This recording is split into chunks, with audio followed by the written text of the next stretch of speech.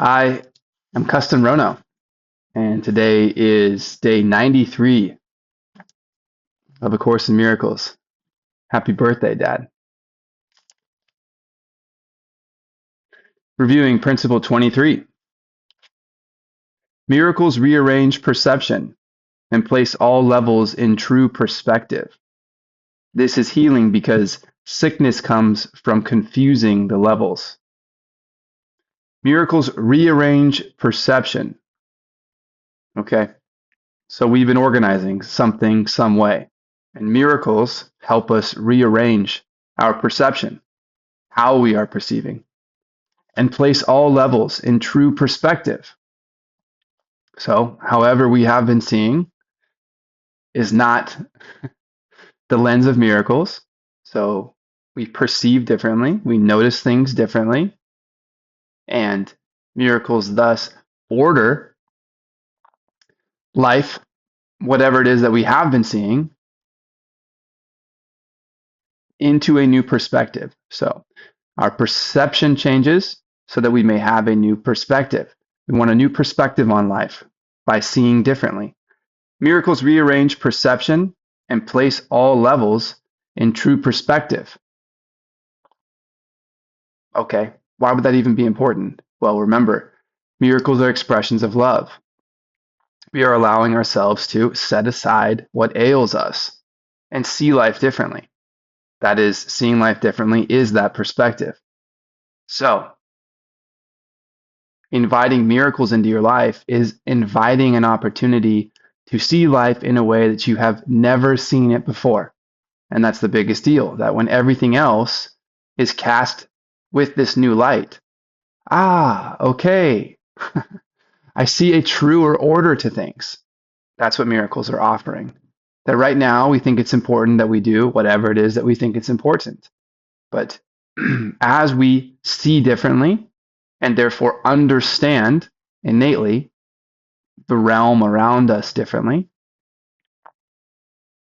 we believe that other things are in our best interest. You could say the same thing here. If you spent any portion of your life feeling any version of depressed or anxious, well, when you go do things out in life, you are depressed or anxious.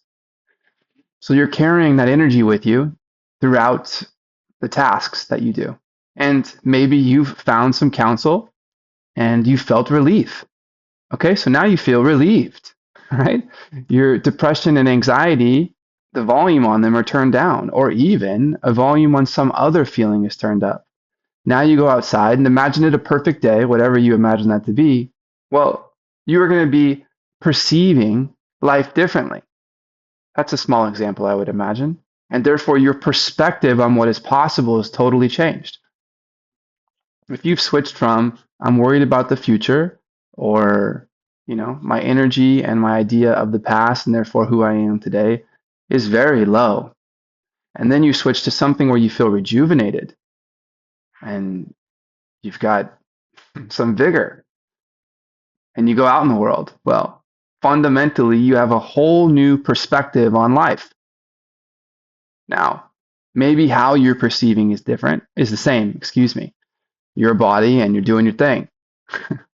But we can see how this idea could be working. So miracles are offering us the opportunity to see differently. Remember, align with a spiritual lens, seeing a different kind of light, even if we cannot see it now, different than the light that is behind me. The light behind me is flickering, albeit I don't think they're LEDs. They could be. Please enjoy your full spectrum lighting in your home. But these lights flicker. The sun goes to sleep at night. We start over in the morning. This is a different kind of light. That's what we're used to seeing. So miracles offer us a window to perceive. They are rearranging our perception so that we understand innately the ability to see from a spiritual lens, whatever it is that you are consciously. It's a real thing. If you go to the doctor and you have a surgery, they're never going to find your consciousness inside you, the you that could be depressed or anxious or full of life. So miracles are rearranging perception so that we can see light in another way, that we know it in another way, that it is not this flickering light requiring energy, that it is energy itself.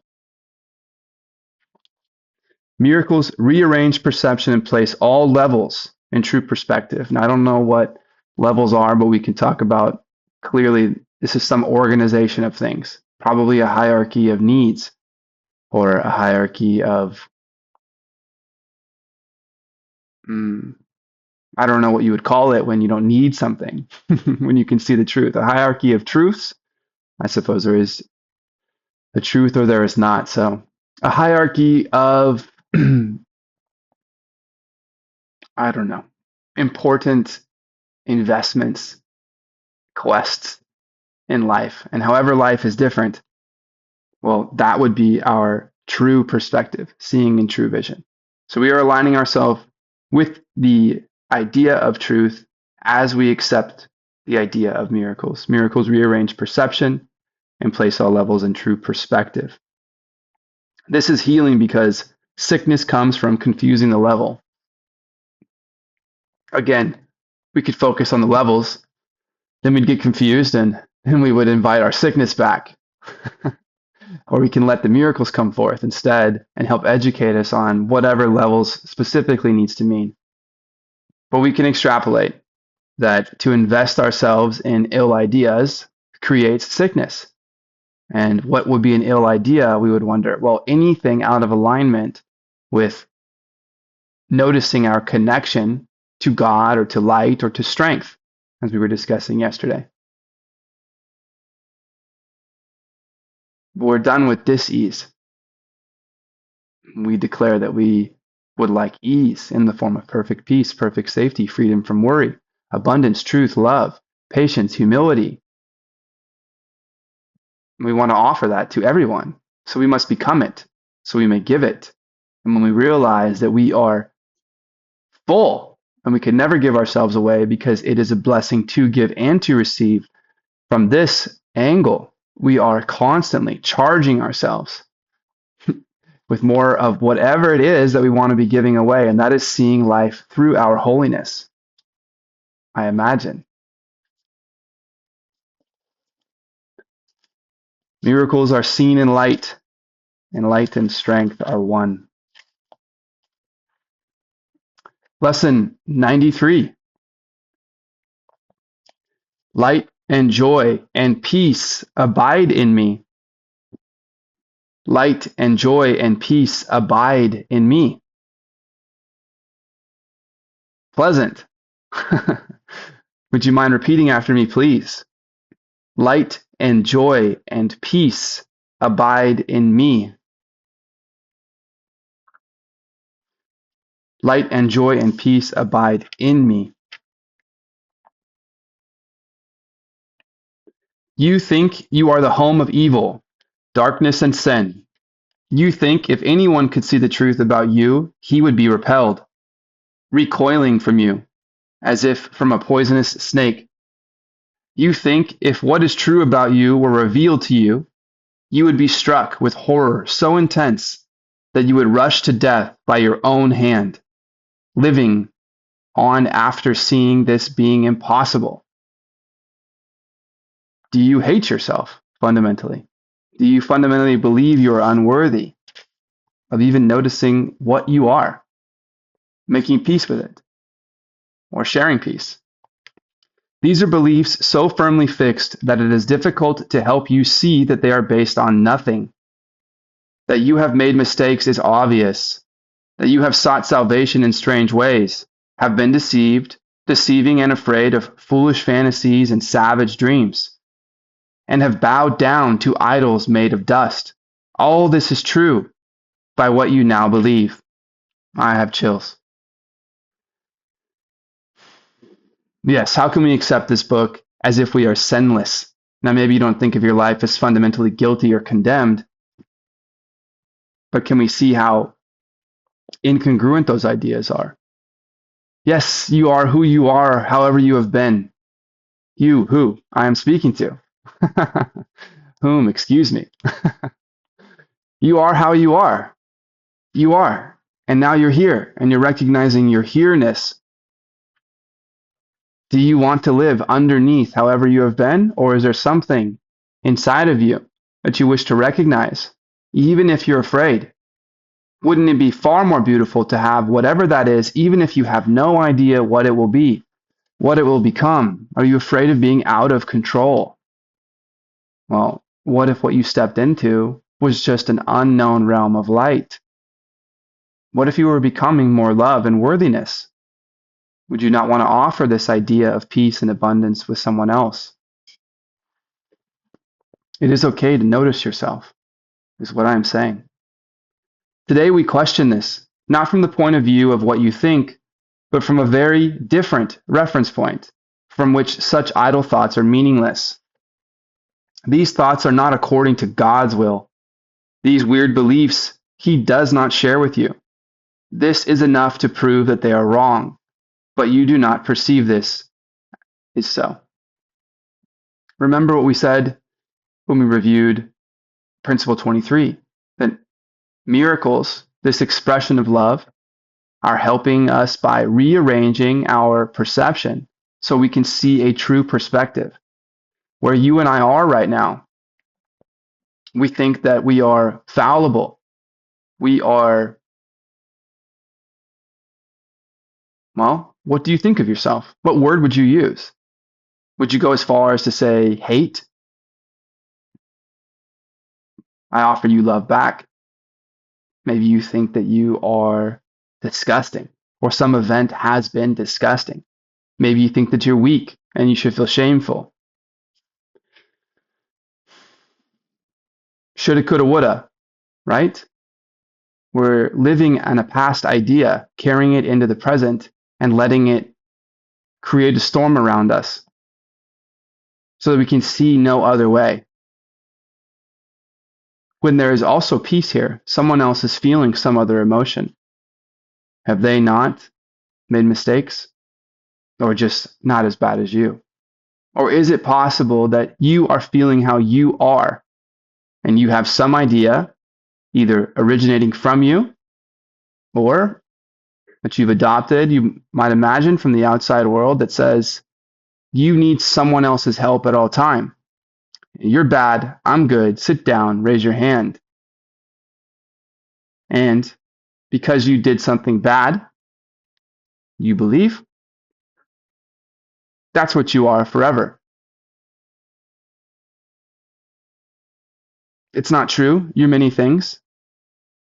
You may even feel inclined when you meet somebody or they say, tell me about yourself, that you say, well, I'm so and so,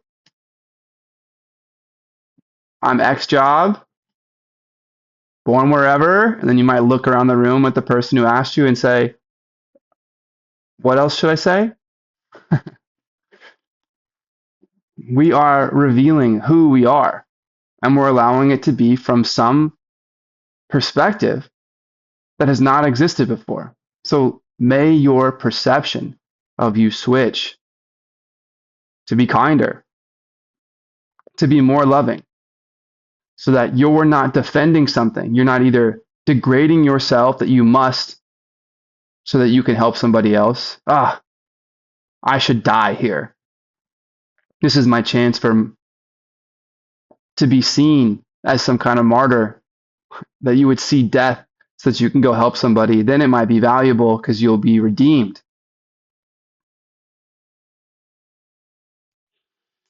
What about you in life? What about inverting the idea of punishment and turning it into life? What if you try to live as long and full as you can? And if you do not love the way that you have been seeing the world, what if you found a way based on love through which to see the world? And what if your punishment, what if this idea of some sentence you have given yourself inverted?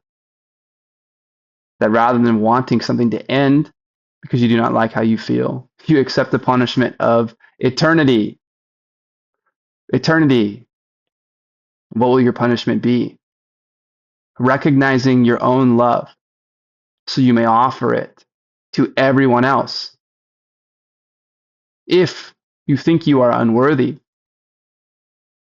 maybe of your own love? What about discovering it so deeply because it would be the best gift you could give somebody else? Or do you believe the pain that you are feeling, that you are hiding, you imagine, is not bubbling up in your reactions and communications and goal settings, pursuit of life? How long do you really think you can keep that quiet, that people are not noticing, that you are not constantly eroding your relationship with yourself, with your loved ones, and with God? And what if, to stick it to yourself,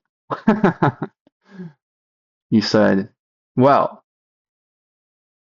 whatever this is, I don't want to be?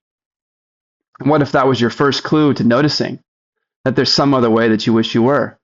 And what if, therefore, you accept a quote unquote punishment of forgiveness? And what if you did it selflessly?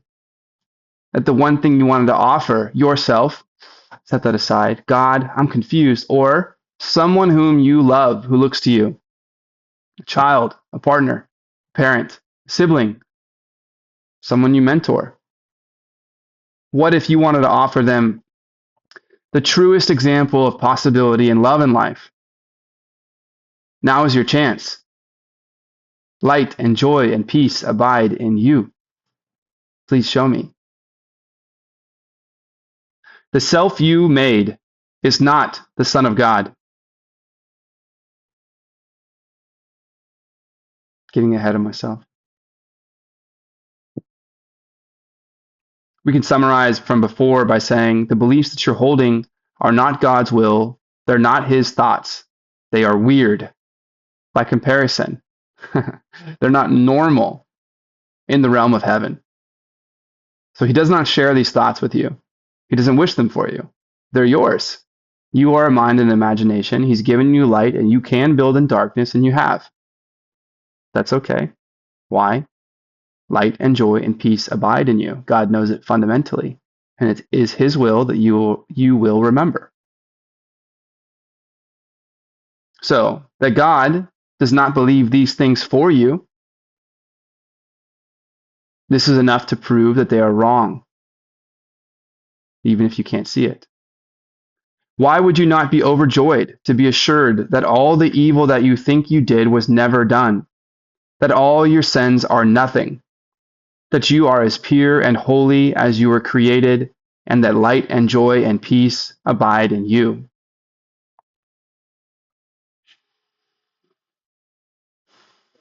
I can feel this idea. There are several events happening today in the world, in the political sphere, on the news, all of which could not be clearer that the people leading them are lying, that we are being driven into wars and killing and attack, that people are being raised up as if they're holy idols, using religions as their crutch to captivate minds, but using these to cause people to fight, all in the name of peace, while they seek more, less than transparent ideas of expansion. I believe that most people around the world benefit by connection, simply want to grow in life, raise their families, feed them well, laugh, and see this cycle continue. Of course, there are many other things associated with life. But I've been sitting with some of these things over the past year. What can one man do? One man may notice the light and joy and peace that abides in him and live it. If I do it, if you do it, imagine if one of these leaders had some come to Jesus style moment, if he did it, if there was truth, absolute truth in speech, all was revealed. All was revealed. Imagine it.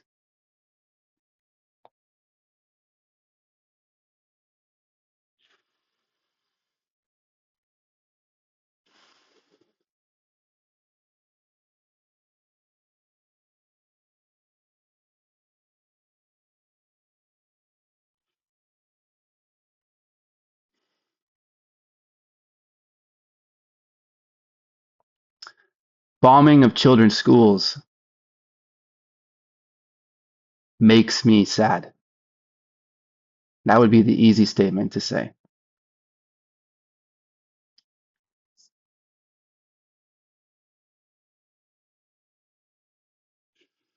So, why would you not be overjoyed?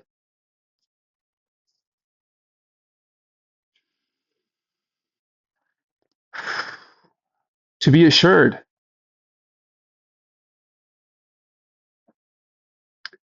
that all the evil that you think you did was never done, that all your sins are nothing, that you are as pure and holy as you were created, and that light and joy and peace abide in you. Please, these are the questions that we are trying to reconcile within ourselves because of how we feel about what we believe life is. Your image of yourself cannot withstand the will of God. You think that this is death, but it is life. You think you are destroyed, but you are saved. Yes, I am curious about an idea of light and joy and peace. The self you made is not the Son of God. Therefore, this self does not exist at all. Okay, we are creating our own illusion, believing that we know best. This is not the truth. This idea will die. You know that because you will die. And anything it seems to do and think means nothing. It is neither bad nor good. It is unreal and nothing more than that. I've been feeling that. I've been seeing discrepancies. And I say, dude, unreal. Until I hear my own words and I think, oh my goodness, this is so illogical from the lens of A Course in Miracles. This cannot be real. It feels as though I'm in a dream and I'm noticing incongruencies in my dream and I'm announcing to myself, what is going on? But I haven't quite woken up all the way. I needed to come out of the dream to realize it was a dream the whole time. But I'm this close to being lucid in the dream. Well, take that idea, if you've had any familiarity with that while you're sleeping, and apply it to what you call waking. You could be this close to see that you're dreaming.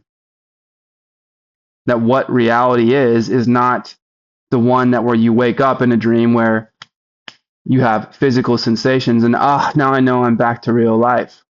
What if that's not exactly true? It's saying it's neither good nor bad.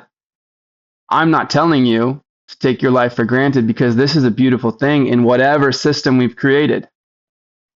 And here is where we feel, which is causing us to notice this. So, this is a valuable institution. You know that, obviously. And you can see when people suffer around you, or when you do not fill yourself with love, when you're not offering them joy, when you are not creating an environment of peace. You can feel the chaos and stress. Maybe that's the best you've learned how to love. And if so, it's okay. It's okay. Well, I would have to imagine that whatever perspective I have on those ideas, that God has a greater one. And what is he saying to me? It's okay. It's okay. It's okay. We're gaining more knowledge through time here. And now we're even flexing our knowledge into the invisible rather than just going to school for a new subject. We're fundamentally changing how it is that we are approaching a totally new subject and applying it to everything in life. This is the masterclass. One problem, one solution.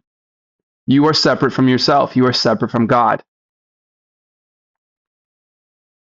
It is unreal and nothing more than that. It does not battle with the Son of God. It does not hurt him, nor attack his peace. unconditional love. It has not changed creation, nor reduced eternal sinless to sin and love to hate. What power can this self you made possess when it would contradict the will of God? Okay, imagine God of mind, infinite, eternal, knows all things, doesn't need time. He's infinite, eternal, knows all things. He creates you. Your mind, infinite, eternal, access to all things. He's imbued you with light, and you have the ability to imagine, to perceive, and to share that information from your mind with God. What is it like to be what you are? I've filled you with light. What will you do? Well, I would like a story of feeling separate from you. Cast me from the Garden of Eden. It's a beautiful story. If you'll believe it, I've had a memory which you don't have to declare true, but either way, this is in my mind. On my left, a liquid, golden light. On my right, my mother, bending, reaching for me. Two decisions, very clearly different realms. The left, perfectly peaceful, perfectly is. I would say this is the idea of heaven, the closest idea I can relate to this connection to God. Neither good nor bad. Accepted, unconditional, right there. I'm a child. I'm an infant, if that at all. That's the perspective that I'm seeing this from. Just two panels, here or here. And the love that I felt from my mother reaching for me, even if it meant I was going to unconnect myself, disconnect myself, unplug from wherever I was, or I could simply step back in. It's like, okay, you came right out. You're in a transition phase. You're an infant, but you may make a decision. Infant doesn't exist yet, but you are separate from the space from which you came. You have the opportunity to make this decision. That is such a challenging thing to think about. Do you remember a single memory from when you were an infant? So this doesn't have to be concretely real, but the point is that I had faculty of mind before I understood some part of my life where I didn't understand that I would remember, right? When you're a baby, what do you remember? I broke my arm when I was 2. Maybe I'm pretending I can feel it now, but I don't have any recollection. If no one told me, I wouldn't know. So I'm in some place prior to me young as a human, but I am seeing my mother and I'm seeing this realm of heaven. And I'm faced with a question. What do you choose? I don't even know what I am. There's no one asking. It just is. And what I decided in that moment is every single time I could ever have this question, I don't even know her, but I know her. I will pick my mother's love. Every time. Every time. That is a decision to forget whatever I am, to step into a new experience that requires time and re-education. And from the perspective of this book, all of it a miseducation. Now, that's not fundamentally true, right? Everything around us is helping us wake up to another idea. And now we get to possibly live that idea in the physical. Whoa. I didn't know that was one of the choices. Just kidding. We do know. It's right here. That's what we're here for, to experience a whole new idea of discovering love, where it feels unconditional, but exists. It exists. I'm innately connected to my mother forever. So are you to yours. No matter how you would describe that relationship, you are here. Thank you for being here. This is where we could start to forgive and start to feel again. What is that feeling? What is it?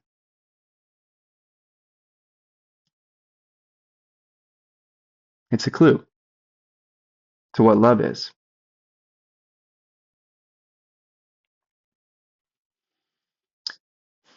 If I've come from this place and I've created this self, pretty neat trick. But what painful story could I ever tell myself that feels like it could threaten whatever energy was coming out of this gold portal? It just doesn't even feel true. What power can this self I made possess when it would contradict the will of God? No, I recognize from this lens, making this choice, the choice was, do you want to stay in perfect peace and love? Or do you want to try it on a different way? If you go that way, you're going to forget. It's the design. You come out forgetting. Therefore, you have only the anchor that I'm showing you right now, the fact that you will live,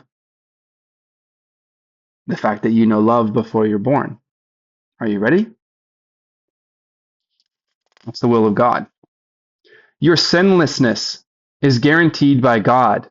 Over and over, this must be repeated until it is accepted. Your sinlessness is guaranteed by God. You must have gone through some process to notice your own consciousness and exist in the physical. Your sinlessness is guaranteed by God. It is true. Your sinlessness is guaranteed by God. Nothing can touch it or change what God created as eternal. The self you made, evil and full of sin, is meaningless. Your sinless is guaranteed by God, and light and joy and peace abide in you. Salvation requires the acceptance of but one thought. Remember, one problem, one solution. Salvation, this is your freedom, finally, of mind, noticing your love, accepting that miracles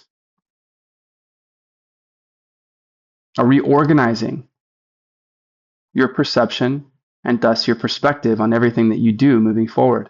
Salvation requires the acceptance of but one thought.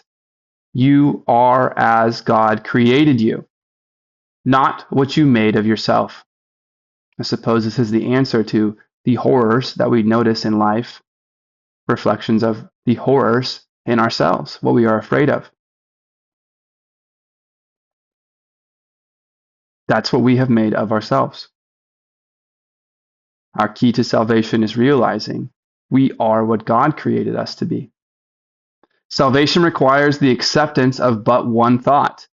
You are as God created you, not what you made of yourself.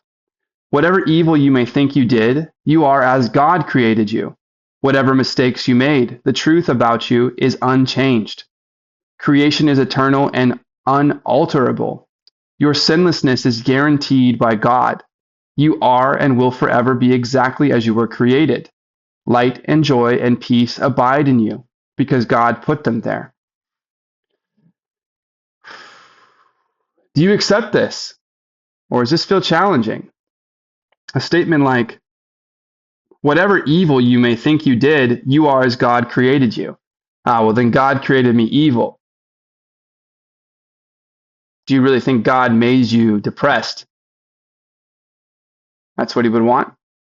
God would look and say, all right, I'm going to make something. And I call forward depression.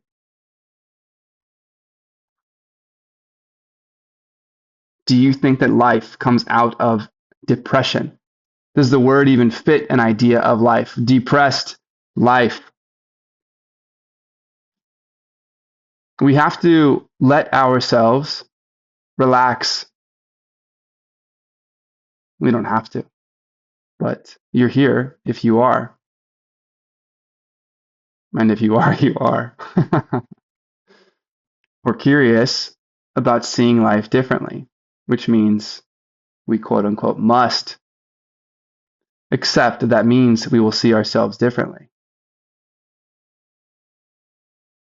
Whatever you may think you did, you are as God created you. Whatever mistakes you made, the truth about you is unchanged. Creation is eternal and unalterable.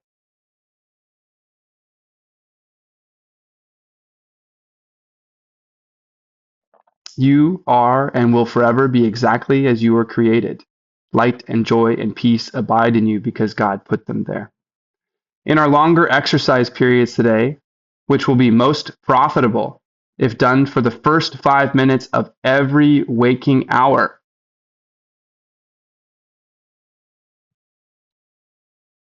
I think it's time to start setting a timer. Speaking to myself. Maybe you already are. Most profitable if done for the first 5 minutes of every waking hour. Begin by stating the truth about your creation. Light and joy and peace abide in me. My sinlessness is guaranteed by God. Light and joy and peace abide in me. My sinlessness is guaranteed by God. Please repeat this statement once after me. Light and joy and peace abide in me. My sinlessness is guaranteed by God.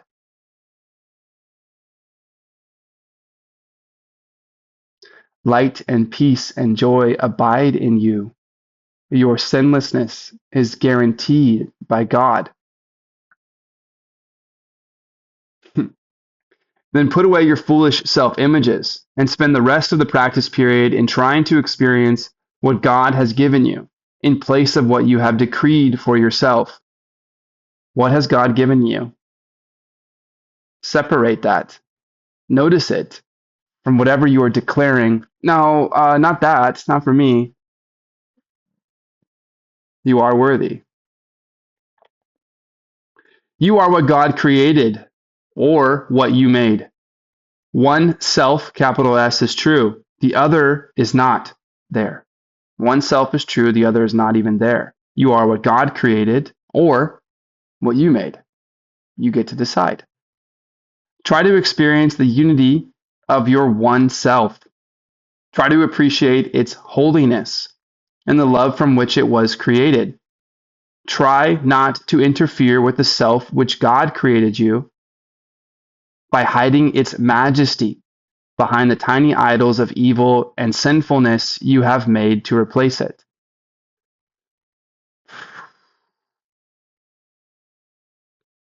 You are as you see yourself.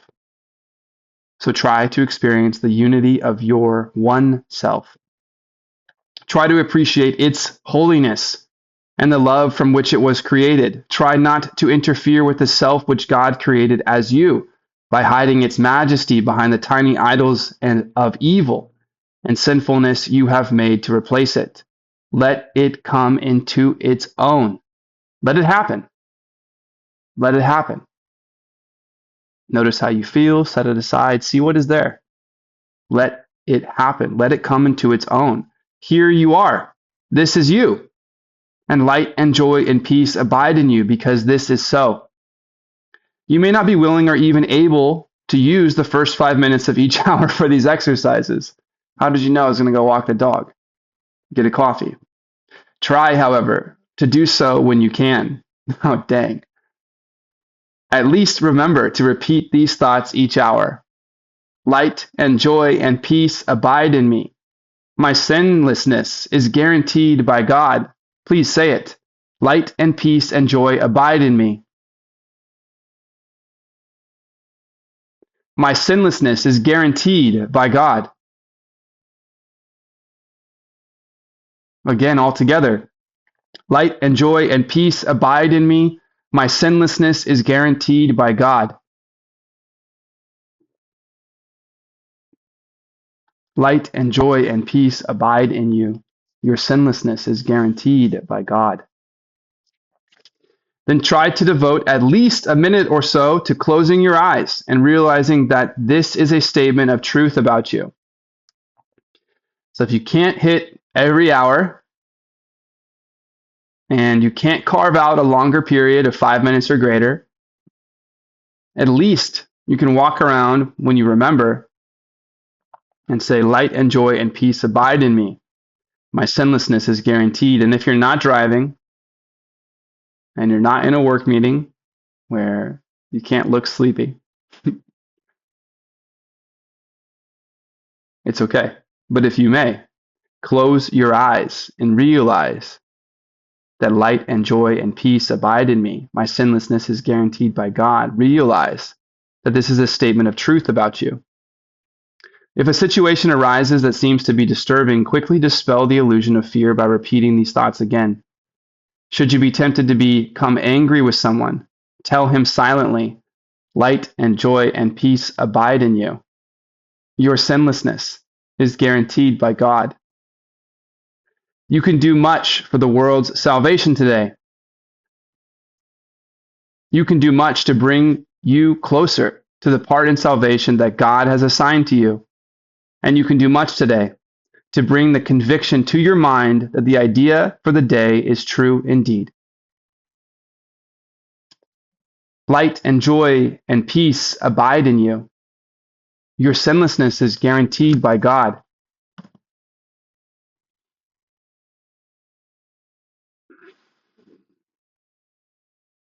I am Kesten Rono. Light and joy and peace abide in me. My sinlessness is guaranteed by God. Love you, Pop.